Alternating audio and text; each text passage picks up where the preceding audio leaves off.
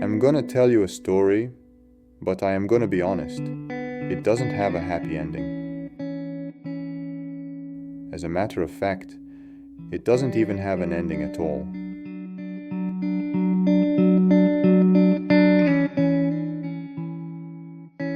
This is the story of a severely ill patient community who has been systemically an outcast and gaslighted by the modern medical society.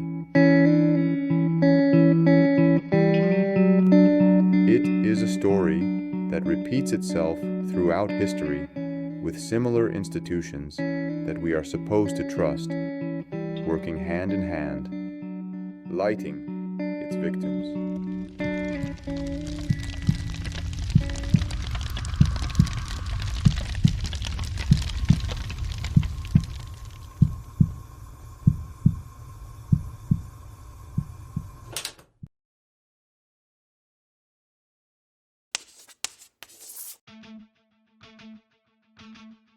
This is our friend, Joe, aka Average Joe.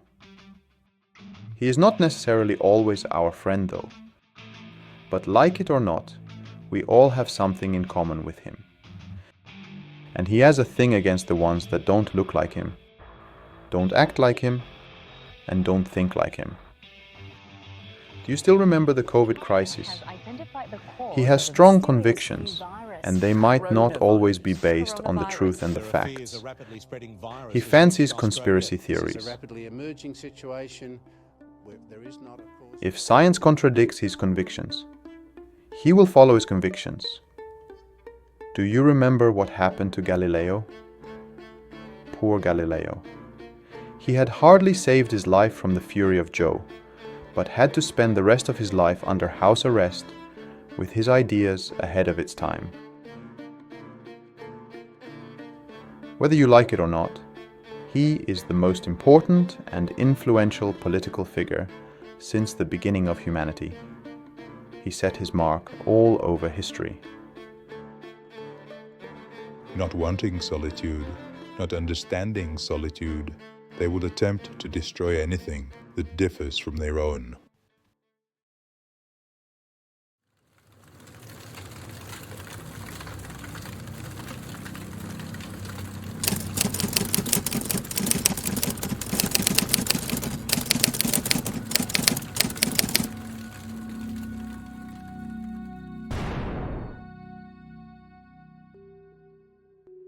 During the Middle Ages, Joe was pious and superstitious.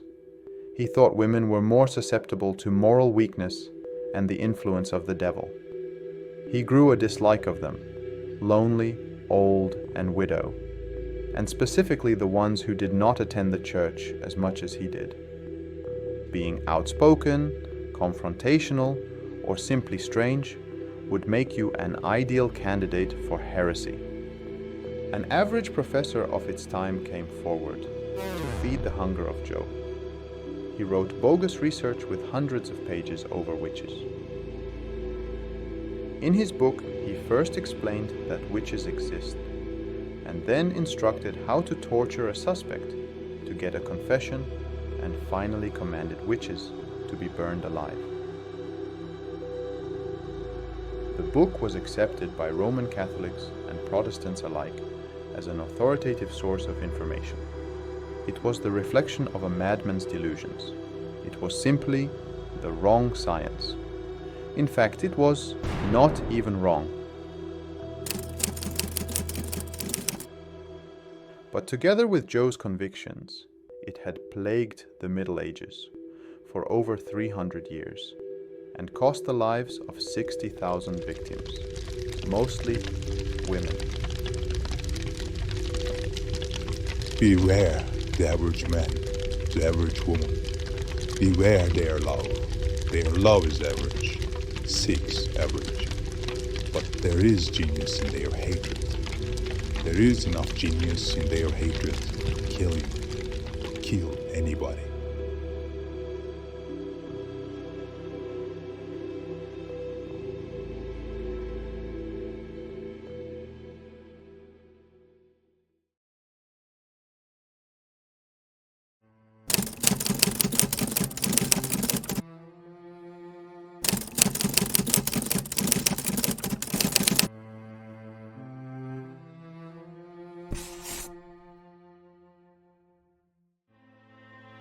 In recent history, while humanity was readying itself for its space journey, Joe had more earthly subjects in mind. Joe's hatred for homosexuals grew immensely. They were a threat to society. Governments considered homosexuals a national security risk. Even if you were a war hero who saved millions of lives, even if you were the top scientist who invented the biggest discovery of the modern ages, even then, Joe hated your guts.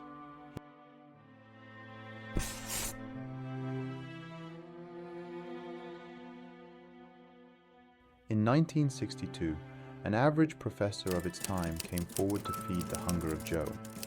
He wrote hundreds of pages of bogus research over homosexuals.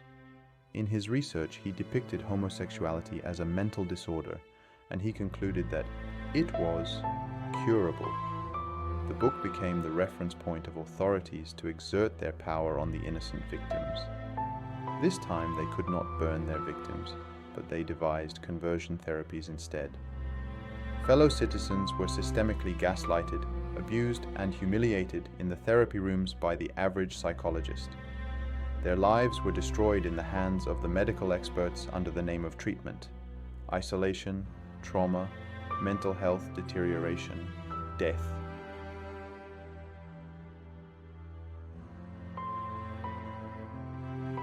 The research was fundamentally flawed, but no matter what, just in the US, 700,000 people have been subject to conversion therapies.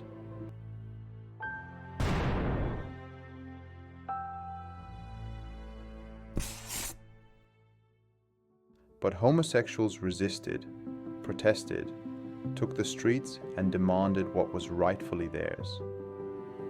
In 1973, the American Psychiatric Association removed homosexuality from its list of mental disorders, reflecting a shift in social and medical perspectives. Yet, the problems of the community are far from over up until now.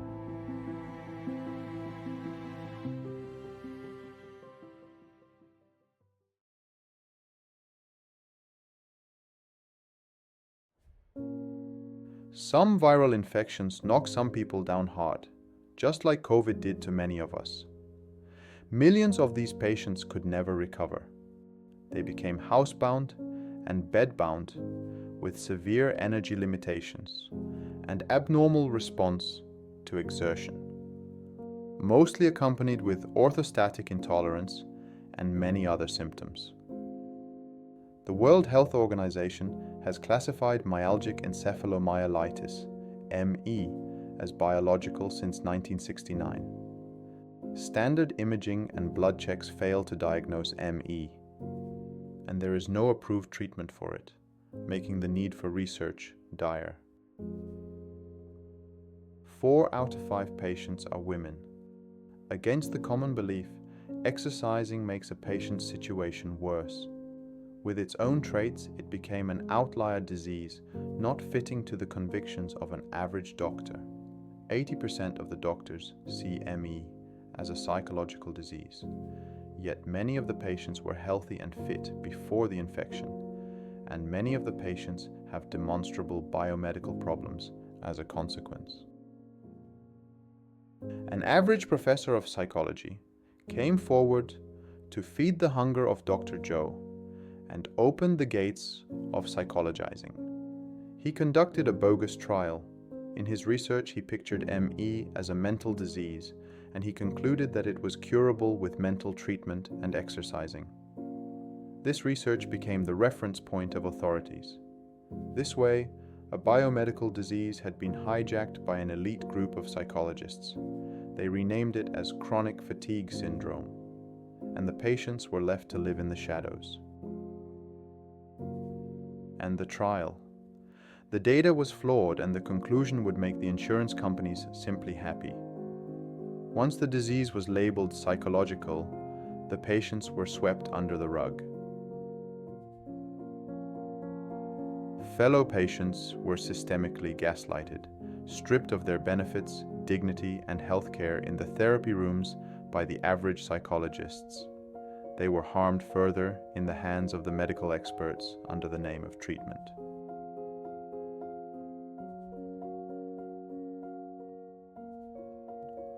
While the scientific evidence of the persistent and long-term effects of viruses is only growing, creating alternative science and opting for psychological treatment could only be not even wrong.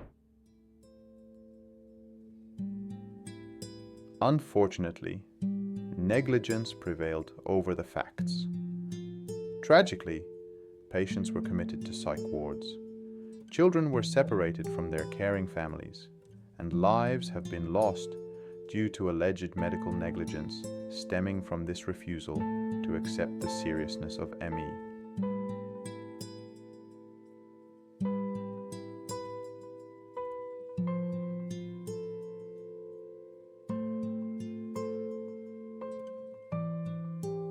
Unfortunately, we are too sick to take the streets.